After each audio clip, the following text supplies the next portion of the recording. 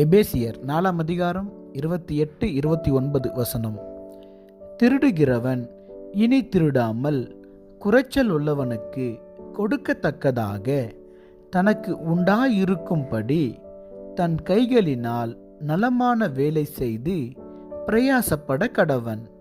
கெட்ட வார்த்தை ஒன்றும் உங்கள் வாயிலிருந்து புறப்பட வேண்டாம்.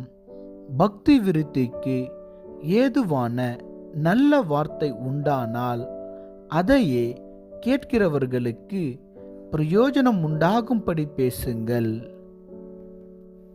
ஆம் தேவ பிள்ளைகளே, நாம் சிறந்த எண்ணங்களுடனும் பரிசுத்த செயல்களுடனும் இருக்க வேண்டியது அவசியமாயிருக்கிறது என்றும் பாவ சுபாவங்களில் இருந்து மாற்றப்படுவதே இதன் அர்த்தம் என்றும் தேவன் சொல்லுகிறார்.